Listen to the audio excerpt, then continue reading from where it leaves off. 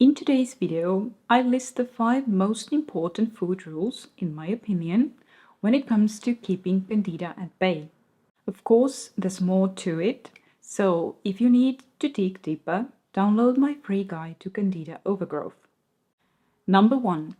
Steer clear from highly processed foods such as refined flours and white sugar, and all the products made of them. Those foods have been stripped of nutrition and cause blood sugar spikes and then lows, feeding Candida. 2. Be careful with Candida-friendly sweeteners. Yes, there are sweeteners that won't feed your Candida overgrowth like plain sugar does, but eventually you'll want to not be addicted to sweet tastes, because this is probably what got you into trouble in the first place. So use any sweeteners scarcely. Thirdly, eat foods in their whole form whenever possible. Cooked whole grains instead of flours, even whole grain flours. Whole fresh fruit instead of smoothies or dried fruit. So go for fresh, steamed or boiled non-starchy veggies, leafy greens, legumes like lentils and mung beans, whole grains and nuts and seeds, except peanuts and cashews. Fruits like lemons, limes, grapefruit and kiwi are also beneficial, as well as some berries like wild blueberries. Next, avoid starchy vegetables, gluten and sweet fruit at least for the first 2 to 3 weeks.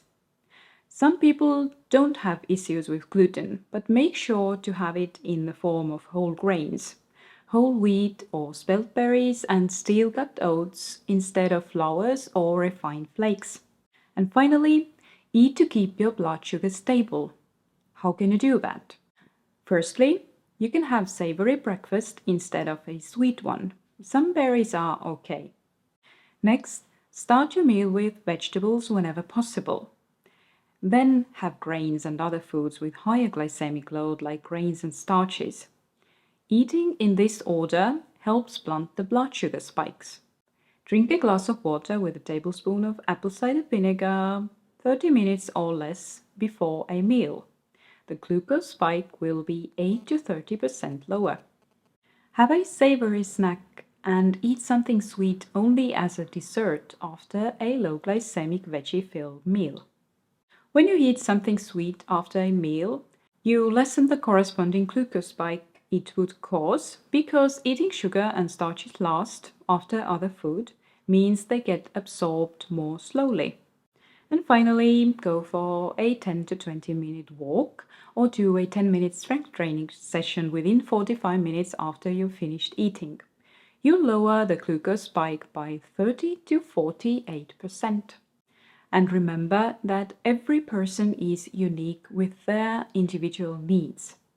I therefore urge you to download my free comprehensive guide to Candida overgrowth to get you started on your healing journey.